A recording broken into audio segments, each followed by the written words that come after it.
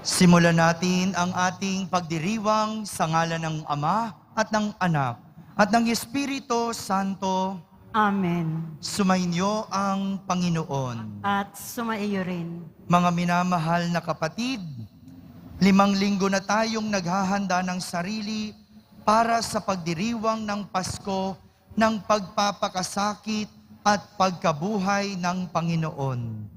Sinikap nating unawain at tuparin ang ating pananagutan sa Diyos at sa kapwa-tao. Alinsunod sa aral at halimbawa ni Hesukristo. Kaysa ng buong simbahan, sinisimulan natin ngayon ang mga mahal na araw. Si Kristo ay matagumpay na pumasok sa kanyang lungsod upang tuparin ang kanyang gawain bilang Mesiyas, ang magpakasakit, mamatay, at muling mabuhay para sa ating kaligtasan. Taimtim nating sariwain sa alaala ang kanyang pag-aalay ng sarili para sa kapwa at sundan natin siya ng may buhay na pananampalataya. Kaysa niya sa pagdurusa sa krus, tayo nawa ay makahati niya sa kanyang pananaig sa kamatayan at sa kanyang bagong buhay. Manalangin tayo. Ama naming makapangyarihan, ang mga palaspas na ito ay iyong pagpalain at pabanalin upang sa masaya naming pagbubunyi sa Mesiyas na aming hari, siya'y aming masundan at sa pamamagitan niya'y aming sapitin ang hindi magmamaliw na lungsod ng Jerusalem na kanyang pinaghaharian kasama mo at ng Espiritu Santo magpasawalang hanggan. Amen.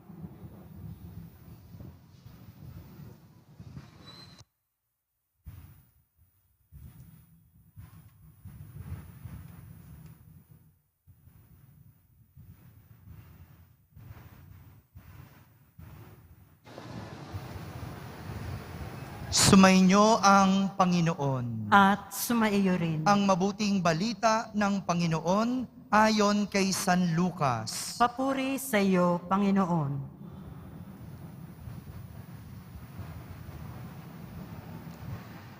Nagpauna si Jesus patungong Jerusalem. Nang malapit na siya sa Bethfage at Betania, sa bundok na kung tawagi bundok ng mga olibo, pinauna niya ang 2 alagad. Sinabi niya sa kanila, pumunta kayo sa susunod na nayon. Sa pagpasok dooy, matatagpuan ninyo ang isang bisirong asnong nakatali. Hindi pa ito nasasakyan ni numan. Kalagin ninyo at dalhin dito. Kapag may nagtanong kung bakit ninyo kinakalag, sabihin ninyong kailangan ng Panginoon. Kaya't lumakad ang mga inutusan at natagpuan nga nila ang asno, ayon sa sinabi sa kanila ni Jesus. Samantalang kinakalag nila ito, tinanong sila ng mga may-ari, bakit ninyo kinakalag iyan? Kailangan ito ng Panginoon, tugon nila.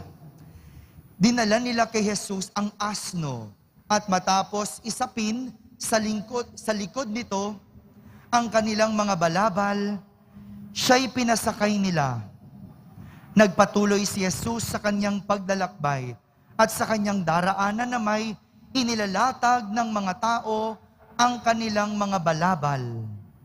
Nang malapit na siya, palusong na sa libis ng bundok ng mga olibo, nagsigawan sa galak ang buong pangkat ng mga alagad at malakas na nagpuri sa Diyos. Dahil sa mga kababalaghang nasaksihan nila, ang wika nila, purihin ang hari na dumarating sa ngalan ng Panginoon. Kapayapaan sa langit, purihin ang Diyos. Sinabi sa kanya ng ilang pariseyong kasama ng karamihan, "Guro, sawayin mo nga ang iyong mga alagad." Sumagot siya, "Sinasabi ko sa inyo, kapag tumahimik sila, ang mga bato na ang sisigaw." Mga kapatid, ang mabuting balita ng Panginoon. Pinupuri ka namin, Panginoong Heso Kristo. Mga minamahal na kapatid, tularan natin ang mga tao na nagbunyi kay Jesus. Halinang magprosesyon sa kanyang karangalan, taglay ang kapayapaan.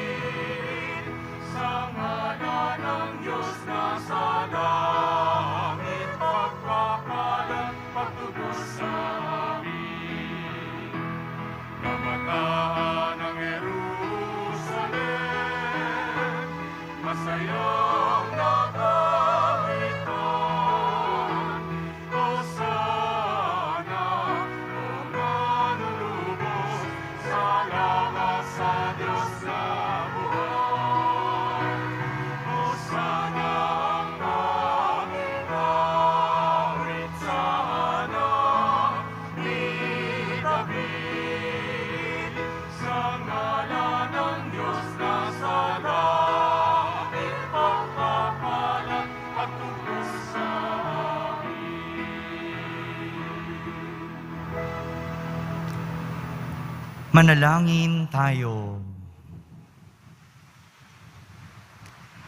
Ama naming makapangyarihan, ginawa mong halimbawa, dapat tularan ang tagapagligtas naming naging di iba sa amin, para ang krus namin ay akuin.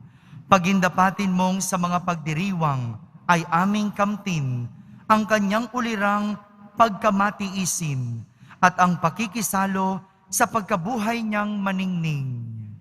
Sa pamamagitan niya, kasama ng Espiritu Santo, magpasawalang hanggan. Amen. Magsiupo ang lahat. Pagbasa mula sa aklat ni Propeta Isaías. Ang makapangyarihang Panginoon ang nagturo sa akin ng sasabihin ko para tulungan ang mahihina. Tuwing umagay, kanyang binubuksan ang aking pandinig. Nananabik akong malaman kung ano ang ituturo niya sa akin. Binigyan niya ako ng pang-unawa. Hindi ako naghimagsik ni tumalikod sa kanya. Hindi ako tumutol nang bugbugin nila ako. Hindi ako kumibo nang ako'y kanilang insultuhin. Pinabayaan ko silang bunutin ang buhok ko't balbas. Gayon din, nang lulhan nila ako sa mukha. Ang mga pagdustang ginawa nila'y di ko pinapansin, pagkat ang makapangyarihang Panginoon ang tumutulong sa akin. Handa akong magtiis na sampaling parang bato, pagkat aking batid na ang sarili ko'y di mapapahiya. Ang salita ng Diyos. Salamat sa Diyos. Diyos ko, bakit naman ako yung pinabayaan? Diyos ko, bakit naman ako yung pinabayaan? Bawat taong makakita'y umiiling, nanunukso. Palibak na nagtatawa't sinasabi ang ganito. Nagtiwala siya sa Diyos, ngunit hindi siya pansin. Kung talagang minamahal, bakit hindi intindihin? Diyos ko, bakit naman ako yung pinabayaan? May pangkat na mga buhong nasa aking pumaligid. Para akong nasa gitna niyong asong mababangis. Mga kamay ko at paay butas sa pakong matulis. Ang buto ng katawan ko ay mabibilang sa masid. Diyos ko, bakit naman ako yung pinabayaan? Pinaghati-hati nila ang damit ko sa katawan. Ang hinubad na tunika'y tinaan sa sapalaran. Huwag mo akong ulilahin, huwag talikdan, Panginoon. O aking tagapagligtas, bilisan mo ang pagtulong. Diyos ko, bakit naman ako yung pinabayaan? Ang lahat ng ginawa mo'y ihahayag ko sa lahat. Sa gitna ng kapulungay, pupurihin kitang ganap. Purihin ang Panginoon ng lahat ng kanyang lingkod. Siya'y inyong dakilain, kayong angkan ni Jacob. Ikaw, bayan ng Israel, ay sumamba at maglingkod. Diyos ko, bakit naman ako yung pinabayaan?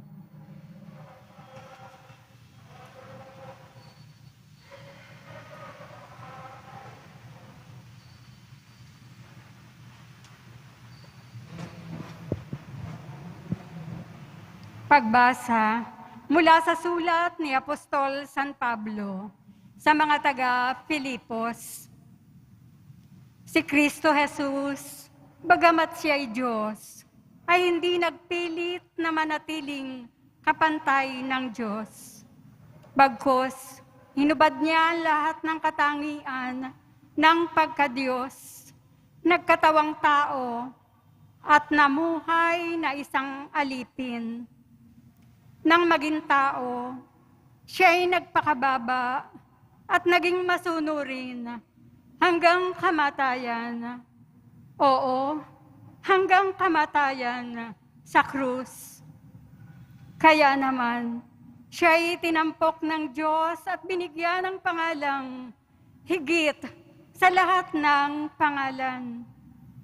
Ano pat ang lahat ng nilalang na nasa langit, nasa lupa, at nasa ilalim ng lupa ay maninikluhod at sasamba sa Kanya. At ipapahayag ng lahat na si Jesucristo ang Panginoon sa ikararangal ng Diyos Ama. Ang salita ng Diyos. Salamat sa Diyos.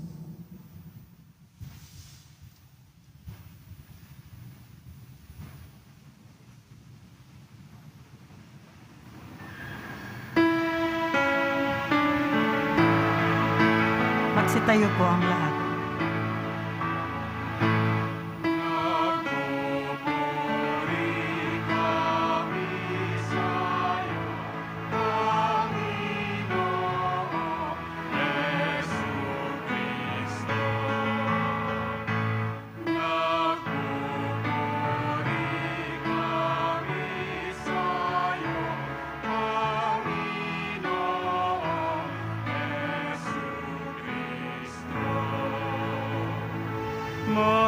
Masunuring Kristo Jesus, naghain ng buhay sa krus, kaya't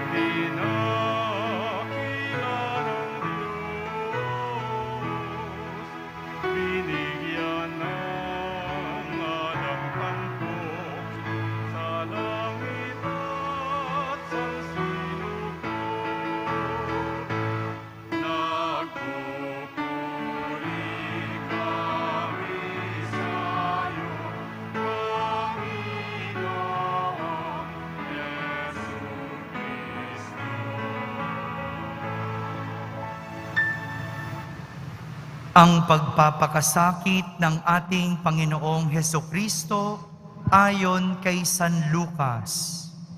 Noong panahang iyon, tumindig ang matatanda ng bayan, ang mga punong saserdote at mga eskriba.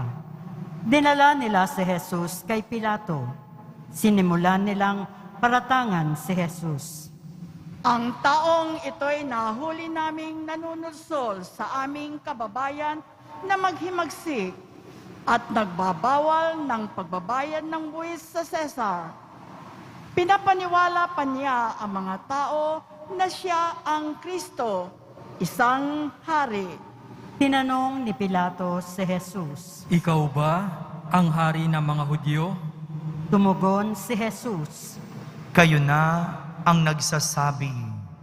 Sinabi ni Pilato sa mga punong saserdote at sa mga tao.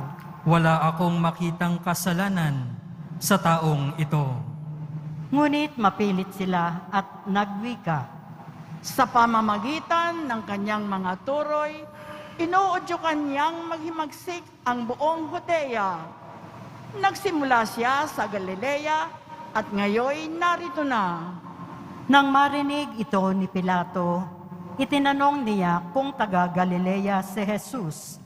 At nang malamang siya'y mula sa nasasakupan ni Herodes, kanyang ipinadala siya sa taong ito, na noon na may nasa Jerusalem. Tuwang-tuwa ito nang makita si Jesus. Marami na siyang nabalitaan tungkol dito at matagal na niyang ibig makita.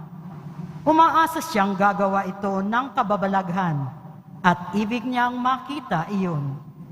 Kaya tinanong niya ng tinanong si Jesus, ngunit hindi ito sumagot kaunti man.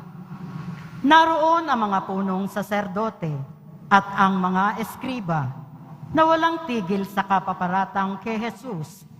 Hinamak siya at tinuya ni Herodes, pati ng kanyang mga kawal. Sinuutan siya ng maringal na damit at ipinabalik kay Pilato. At ng araw ding iyon, naging magkaibigan sina Herodes at Pilato na dati magkagalit.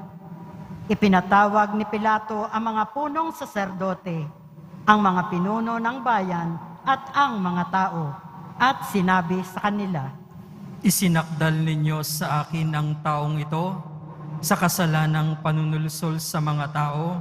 Ngayon, siniyasat ko na siya sa harapan ninyo at napatunayan kong walang katotohanan ang mga paratang ninyo sa kanya. Gayon din si Herodes. Kaya si Jesus ay pinabalik niya sa akin. Hindi siya dapat hatulan ng kamatayan. Wala siyang kasalanan. Kaya't ipahagupit ko lamang siya, saka palalayain. tuwing Pasko, kinakailangang magpalaya si Pilato ng isang bilanggo para sa kanila. Subalit sabay-sabay na sumigaw ang madla. Patayin ang taong yan. Palayain si Barabas. Nabilanggo si Barabas dahil sa paghihimagsik sa nangyari sa lungsod at dahil sa pagpatay. Minsan pang nagsalita sa kanila si Pilato sa pagnanais na mapalaya si Jesus. Ngunit sumigaw ang mga tao. Ipako sa krus! Ipako sa krus! Ikatlong ulit na sinabi sa kanila ni Pilato. Bakit? Anong ginawa niyang masama? Wala akong makitang dahilan upang siya'y ipapatay. Ipahagupit ko na lamang siya at saka palalayain. Dadapwat lalo nilang ipinagsigawan na dapat ipako si Jesus sa krus. At sa wakas ay nanaig ang kanilang sigaw. Kaya't ipinasya ni Pilato na pagbigyan ang kanilang kahilingan. Pinalaya niya ang taong nabilanggo dahil sa paghihimagsik at pagpatay ayon sa hinihingi nila at ibinigay sa kanila si Jesus upang gawin ang kanilang kagustuhan. Nang dala na nila si Jesus upang ipako, nasalubong nila ang isang lalaking galing sa bukid. Ito'y si Simon na taga Cirene. Pinigil nila ito at ipinapasan sa kanya ang krus. Kasunod ni Jesus, Sinusundan si Jesus ng maraming tao, kabilang ang mga babaeng nananaghoy at nananambitan dahil sa Kanya. Nilingon sila ni Jesus at sinabi sa kanila, Mga kababaihan ng Jerusalem, huwag ninyo akong tangisan. Ang tangisan ninyo'y ang inyong sarili at ang inyong mga anak. Tandaan ninyo, darating ang mga araw na sasabihin nila, mapalad ang mga baog, ang mga sinapupunang hindi nagdalang tao, at ang mga dibdib na hindi nagpasuso. Sa mga araw na iyo'y sasabihin ng mga tao sa mga bundok, gumuho kayo sa amin, at sa mga burol, tabunan ninyo kami. Sapagkat kung ganito ang ginagawa sa kahoy na sariwa, ano naman kaya ang gagawin sa tuyo? may dinala pa silang 2 salarin upang patayin kasama ni Jesus. Nang dumating sila sa dakong tinatawag na bungo, ipinako nila sa krus si Jesus. Ipinako rin ang 2 salarin, isa sa gawing kanan at isa sa gawing kaliwa. Sinabi ni Jesus, Ama, patawarin mo sila, sapagkat hindi nila nalalaman ang kanilang ginagawa. Nagsapalaran sila upang malaman kung alin sa kanyang kasuotan ang mapupunta sa isa't isa. Ang mga tao'y nakatayo roon at nanonood. Nilibak naman siya ng mga pinuno ng bayan. Sinabi nila, Iniligtas niya ang iba. Iligtas naman niya ngayon ang kanyang sarili. Kung siya nga ang Mesiyas, ang hinirang ng Diyos. nilibak din siya ng mga kawal, nilapitan at inalok ng maasim na alak. Sinabi nila, Kung ikaw ang hari ng mga Hudyo, iligtas mo ang iyong sarili. naroon ding nakasulat sa ulunan ni Jesus, sa wikang Griego, Latin at Hebreo. Ito ang hari ng mga Hudyo.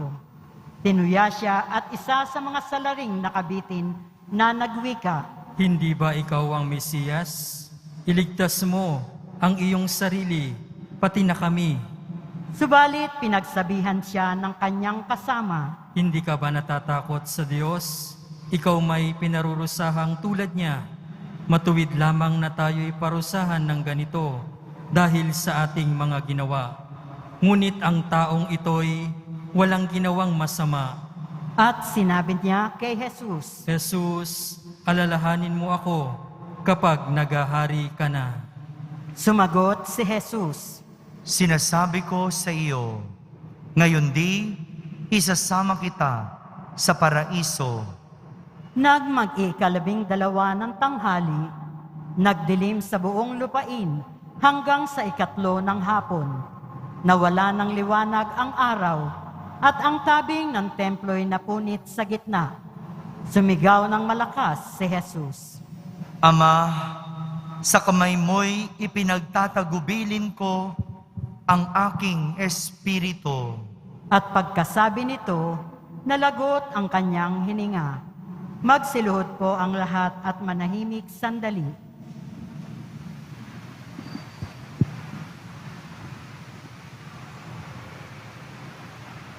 Magsitayo na po ang lahat. Nang makita ng kapitan ang nangyari, nagpuri siya sa Diyos at sinabing, Tunay ngang matuwid ang taong ito.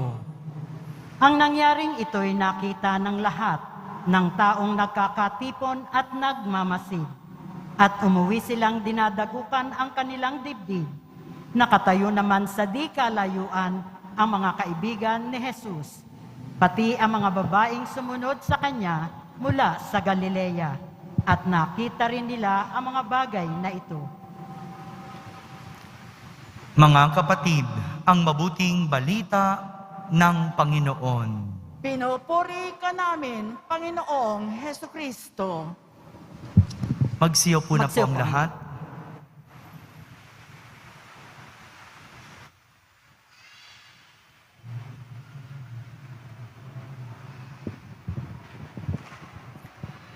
Isang magandang araw po sa inyong lahat. Gising pa po ba kayo?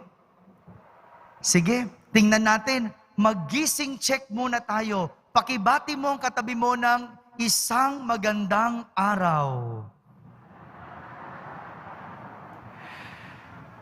Ngayong araw na ito, atin pong ipinagdiriwang ang linggo ng palaspas.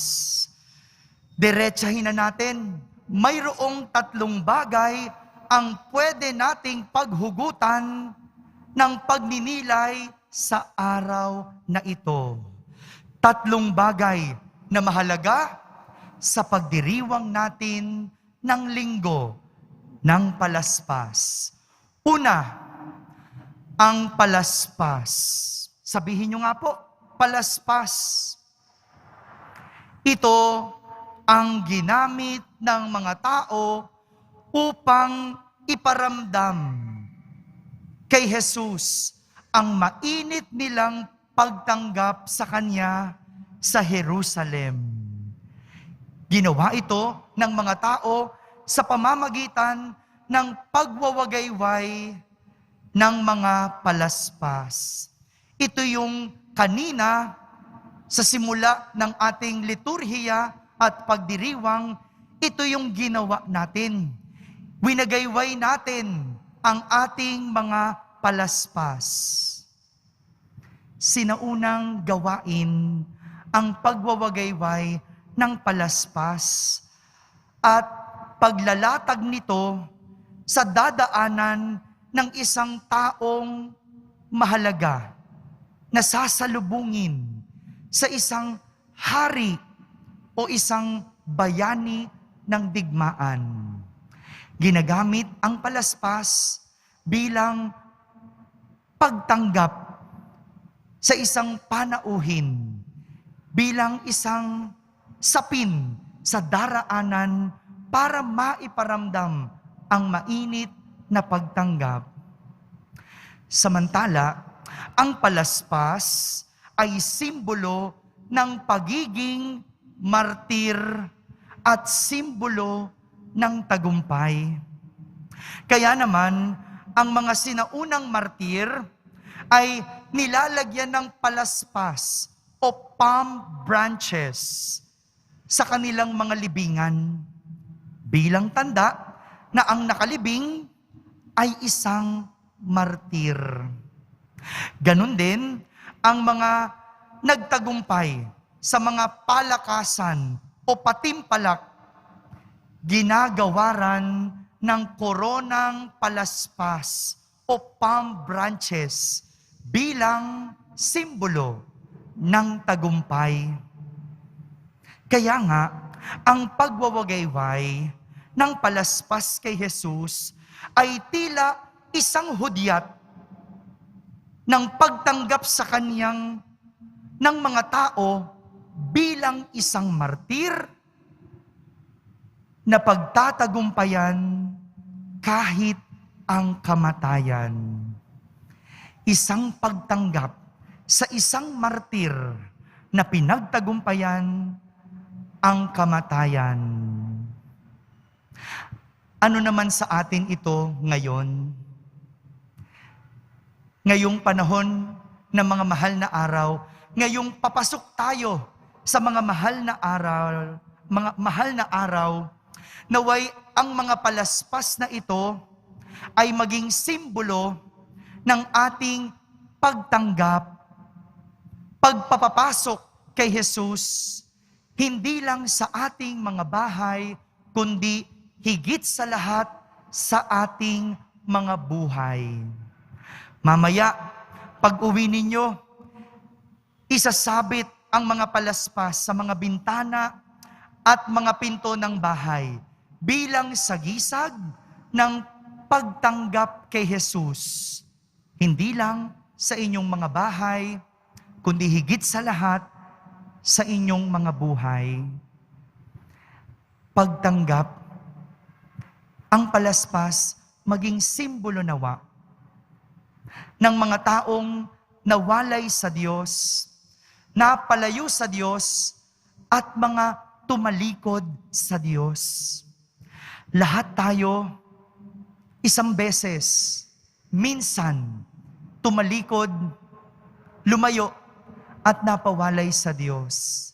Kaya ngayong simula ng mga mahal na araw, itong palaspas na ito, iwawagayway natin bilang tanda, bilang simbolo ng ating pagtanggap muli sa ating Poong Jesus Nazareno.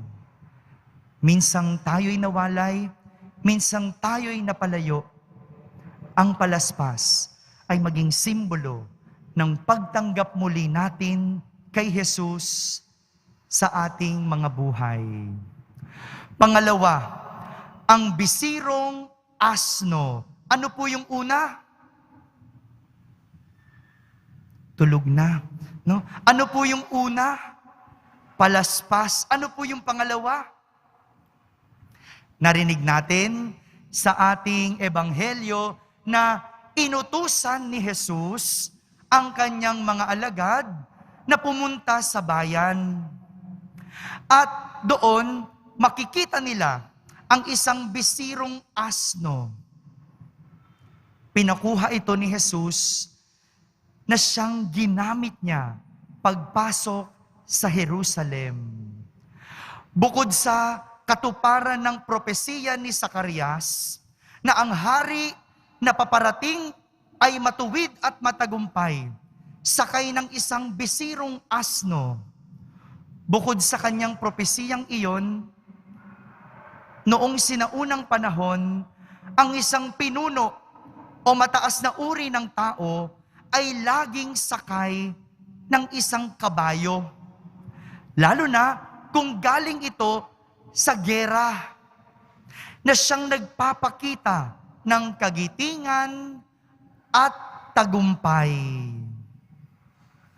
Kapag sakay ka ng isang kabayo, ipinapakita mo na ikaw ay magiting, malakas, matipuno, at nagtagumpay.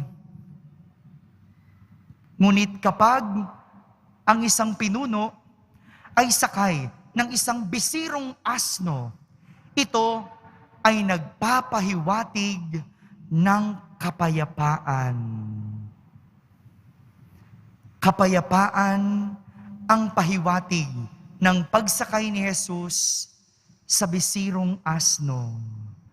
Kaya naman, ang paggamit ni Jesus ng bisirong asno papasok sa Jerusalem ay nagpapahiwatig ng paghahatid ng kapayapaan sa mga tao.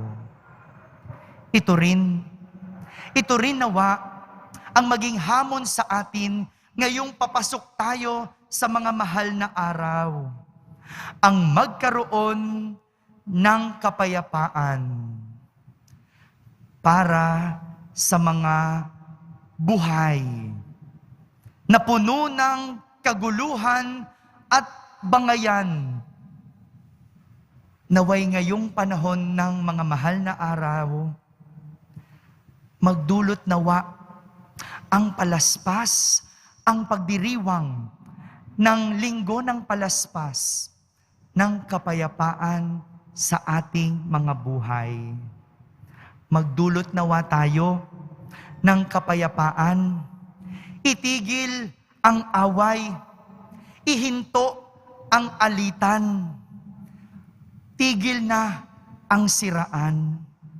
Ito po ang hatid ng bisirong asnong sinakyan ni Jesus na nagpapakita sa lahat na kapayapaan ang hatid ni Jesus.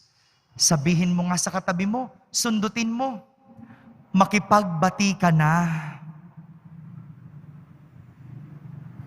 Makipagbati ka na. Sagutin mo, mauna ka. Susunod ako. Pag-uwi natin, dala-dala ang palaspas, nawa lahat ng ating mga kagalit, mapaalalahanan tayo ng palaspas ng kapayapaan. Itigil ang siraan. Itigil ang kaguluhan. naway magkaroon ito ng kapayapaan. Nakakahiya. Uuwi ka sa inyong mga bahay, uuwi ka sa inyong mga lugar. Makikita ng inyong kapitbahay at ng iyong pamilya, meron kang palaspas. Nakakahiya na isasabit mo to sa bintana o pinto, pero ang dami mong kaaway.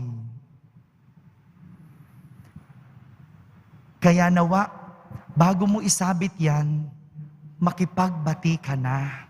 Sapagkat walang silbi ang simbolong sinasabit mo kung walang kapayapaan ang iyong buhay. At pangatlo, Hosana. Sumigaw po kayo, Hosana! Ito po yung sigaw ng mga tao habang winawagayway nila ang mga palaspas noong papasok si Jesus sa Jerusalem. Hosana, ibig sabihin, iligtas mo kami. Bukod sa kagalakan, ang pagtanggap kay Jesus ay may kasabay na sigaw ng mga tao na humihingi ng kaligtasan. Kaligtasan dahil ang mga tao ay mayroong pangangailangan. Kailangan na maligtas sa sakit. Kailangan na masolusyonan ang problema. Kailangan ng mga material at pinansal. Ito yung ihinihingi at inilalapit ng mga tao sa pagsigaw nila ng Hosana o iligtas mo kami. Pero ang hindi nila alam, bit-bit ni Jesus, hindi lang kaligtasan ng material na pangangailangan, kundi higit sa lahat, kaligtasan ng kaluluwa ng bawat isa. Kaligtasan ng kaluluwa ng bawat isa. Ito yung nais ni Jesus. Ito yung bit-bit ni Jesus para sa lahat ng mga tao. Kaligtasan ng kaluluwa. Ngayong papasok ang mga mahal na araw, naway humingi tayo ng kaligtasan sa Diyos. Isa lang ang iyong dadasalin ngayong araw na ito. Isigaw mo, Hosana, iligtas mo kami. Ngayong panahon ng pandemya, isigaw mo, Hosana, iligtas mo kami. Ngayong panahon ng kagipitan, kahirapan, pagdurusa, isigaw mo, Hosana, iligtas mo kami. Sa iyong dinadalang sakit, idasal mo, Hosana, iligtas mo kami. Ngunit ang kaligtasan ito na nais ni Jesus ay kaligtasan higit sa lahat ng kaluluwa na matatagpuan sa kumpisal. Ngayong mga mahal na araw, mga kapatid, huwag kalimutan ang mangumpisal. Huwag kalimutan ang humingi ng kaligtasan. At ang tanging daan tungo sa kaligtasan ay ang kapatawaran mula sa Diyos. Ito po ang pagdiriwang natin ng linggo ng palaspas. Isang pagdiriwang na may tatlong mahalagang bagay.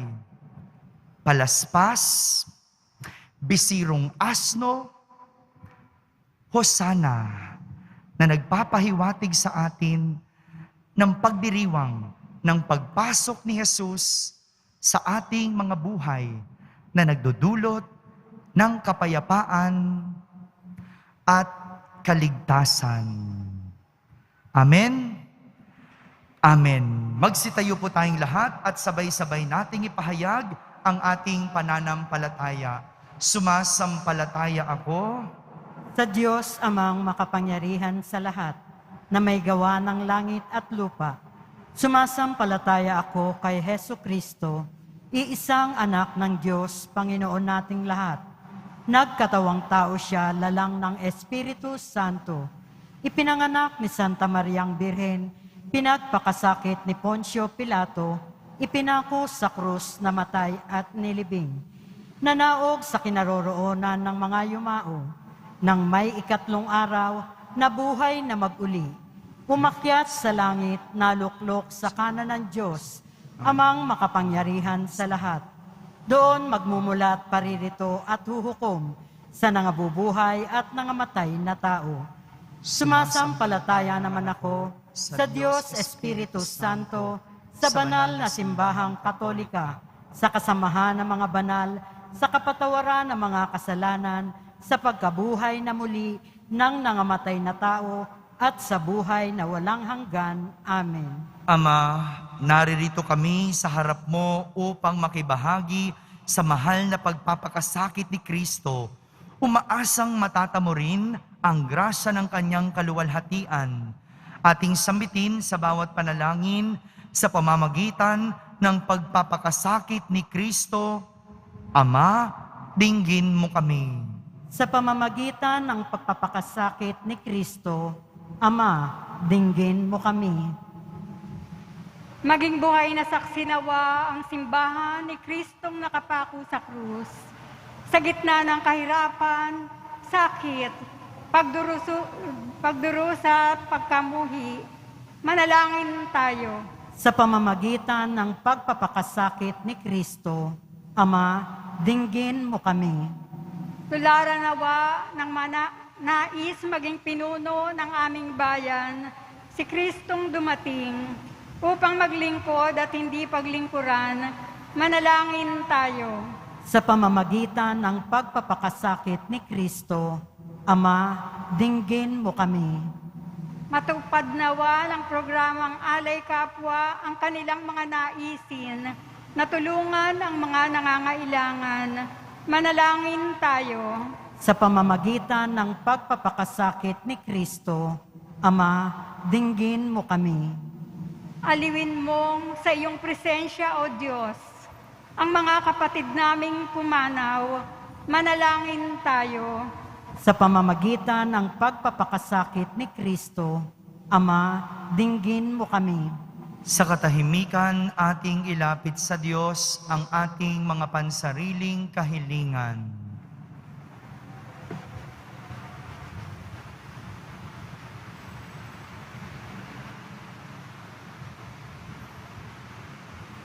Manalangin tayo.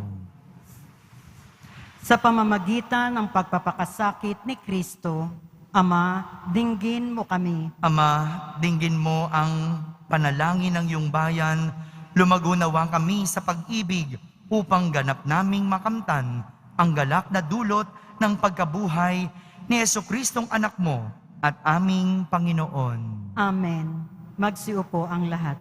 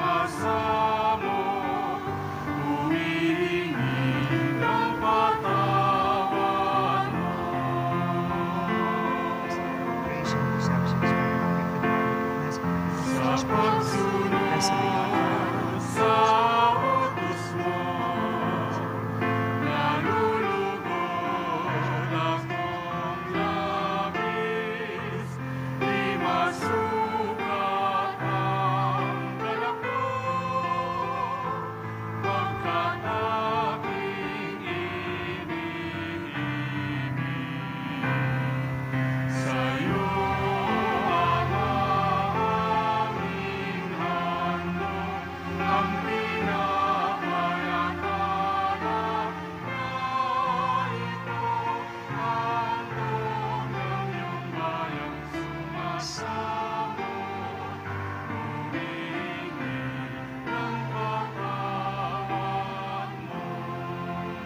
Magsitayo po ang lahat.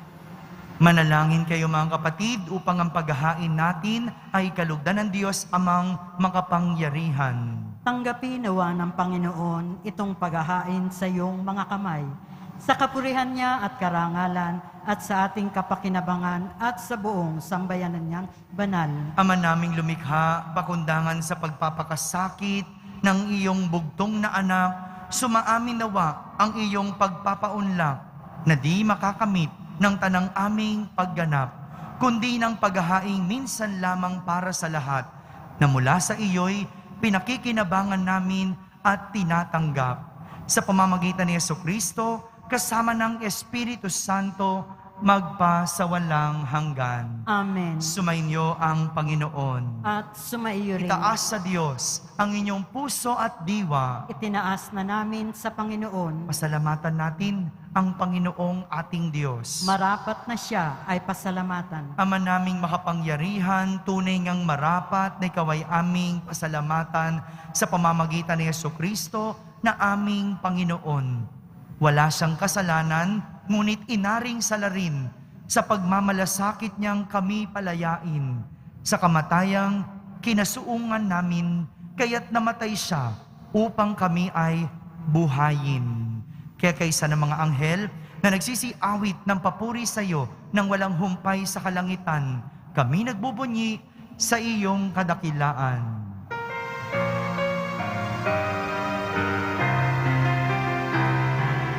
Santo, Santo, Santo, Panginoong Diyos ng mga hukbo,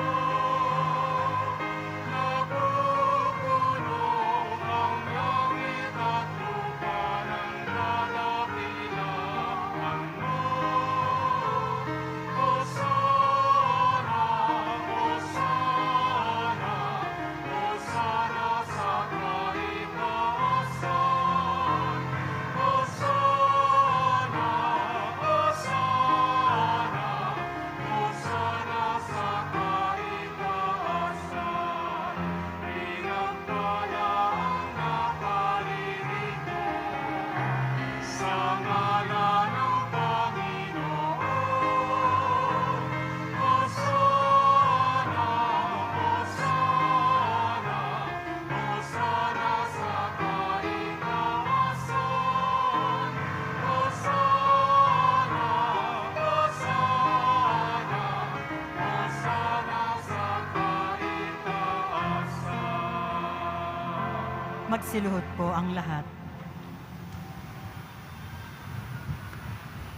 Ama naming banal, ikaw ang bukal ng tanang kabanalan. Kaya't sa pamagitan ng iyong Espiritu, ay gawin mong banal ang mga kaloob na ito upang para sa amin ay maging katawan at dugo ng aming Panginoong Hesukristo. Bago niya pinagtiis ang kusang loob na maging handog, hinawakan niyang tinapay, pinasalamatan kanya, pinaghati-hati niya iyon, iniabot sa kanyang mga lagad at sinabi, "Tanggapin ninyong lahat ito at kanin. Ito ang aking katawan na inihahandog para sa inyo."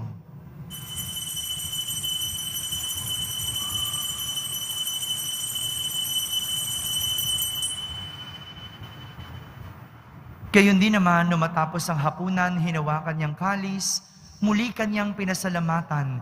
Iniabot niyang kalis sa kanyang mga lagad at sinabi, "Tanggapin ninyong lahat ito at inumin. Ito ang kalis ng aking dugo, ng bago at walang hanggang tipan.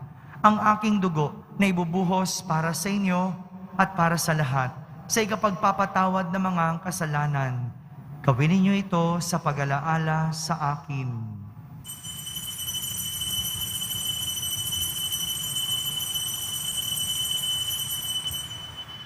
Magsitayo po ang lahat. Ipagbunyi natin ang misteryo ng pananampalataya. Si Kristo'y namatay, si Kristo'y nabuhay, si Kristo'y babalik sa wakas ng panahon. Ama, ginagawa namin ngayon ang pag-alaala sa pagkamatay at muling pagkabuhay ng iyong anak. Kaya't inaalay namin sa iyo ang tinapay na nagbibigay buhay at ang kalis na nagkakaloob ng kaligtasan. Kami nagpapasalamat dahil kami iyong minarapat na tumayo sa harap mo para maglingkod sa iyo.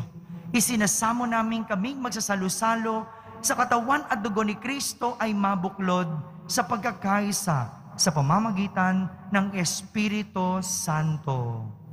Ama, lingapin mong iyong simbahang laganap sa buong daigdig. Puspusin mo kami sa pag-ibig kaysa ni Francisco na aming Papa, ni Jose na aming Obispo at ng Tanang Kaparian.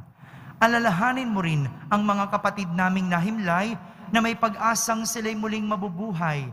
Kayon din ang lahat ng mga pumanaw. Kaawan mo sila at patuloyin sa iyong kaliwanagan. Kaawan mo at pagindapating kaming lahat na makasalo sa iyong buhay na walang wakas. Kaisa na mahal na Birheng Maria na Ina ng Diyos, ng kabiyak ng puso niyang si San Jose, kaysa ng mga apostol at ng lahat ng mga banal na namuhay dito sa daigdig ng kalugod-lugod sa iyo. May pagdiwang nawa namin ang pagpupuri sa kararangal mo sa pamamagitan ng iyong anak na aming Panginoong Heso Kristo. Sa pamamagitan ni Kristo, kasama niya at sa Kanya, ang lahat ng parangal at papuri ay sa iyo, Diyos Amang makapangyarihan, kasama ng Espiritu Santo, magpa sa walang hanggan.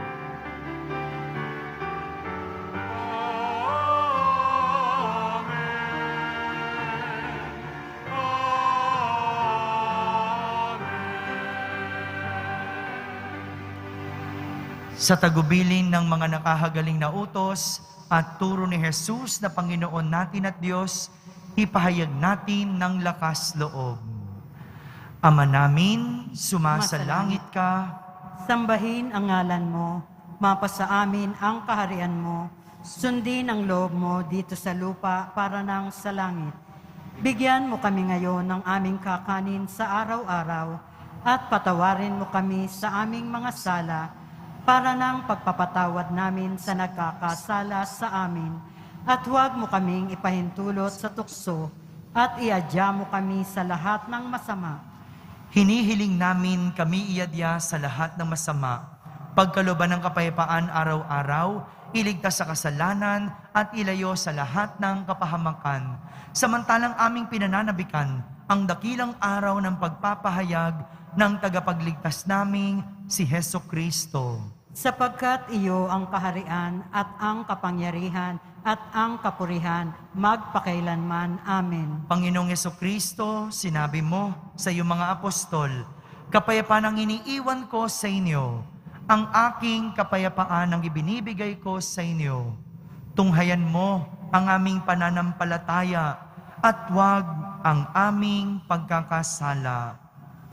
Pagkalooban mo kami ng kapayapaan at pagkakaisa ayon sa iyong kalooban, kasama ng Espiritu Santo, magpa sa walang hanggan. Amen. Ang kapayapaan ng Panginoon ay laging sumainyo. At sumaiyo rin. Magbigayan kayo ng kapayapaan sa isa't isa.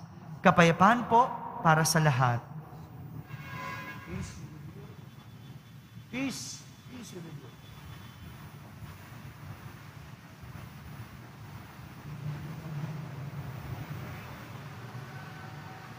Kordero ng Diyos na nag-aalis ng mga kasalanan ng sanlibutan, maawa ka sa amin. Kordero ng Diyos na nag-aalis ng mga kasalanan ng sanlibutan, maawa ka sa amin. Kordero ng Diyos na nag-aalis ng mga kasalanan ng sanlibutan, ipagkaloob mo sa amin ang kapayapaan. Magsiluhod po ang lahat.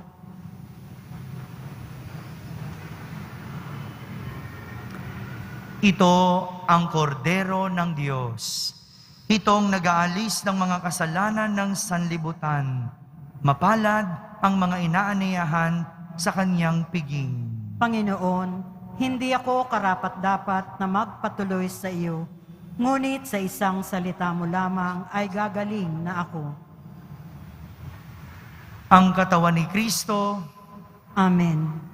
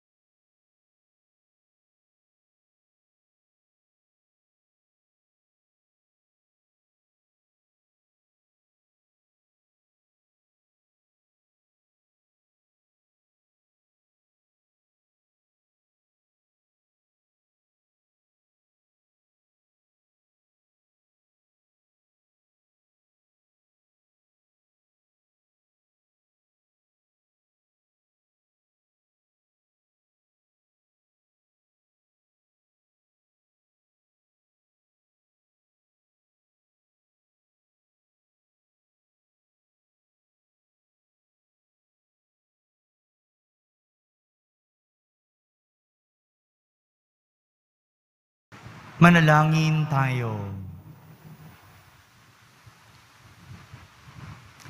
Ama naming mapagmahal, ngayon kami pinapagsalo mo sa banal na pakikinabang, kami iyong pinalingong may pag-asa sa aming sinasampalatayanan, pakundangan sa pagkamatay ng iyong anak.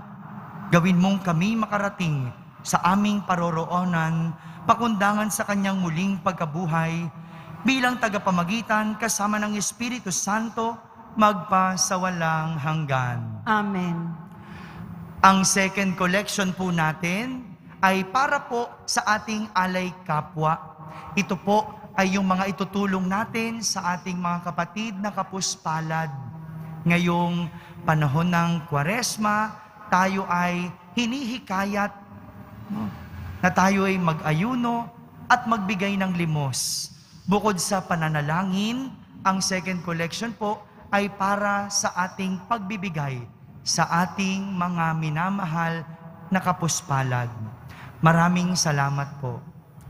Sumainyo ang Panginoon. At sumaiyo rin. Yung mga nasa labas po, iwagayway niyo po ang inyong mga palaspas na hindi pa nababasbasan at atin pong babasbasan ang mga ito kasama ng inyong mga imahen at mga dasalan. Taas po natin ang ating mga palaspas. Mahal na pong Jesus Nazareno, inihayag mo sa pamamagitan ng krus ang walang maliw na pag-ibig ng Diyos sa sangkatauhan. Pakinggan mo ang kahilingan ng iyong angkan na nagsusumamo sa iyo. Makamtanawan nila ang inyong katugunan at tanggapin ang kasagutan na may utang na loob na tinatanaw. Basbasan din po ninyo ang lahat na may karamdaman, nahihirapan, may mga dalang imahen, dasalan at mga palaspas.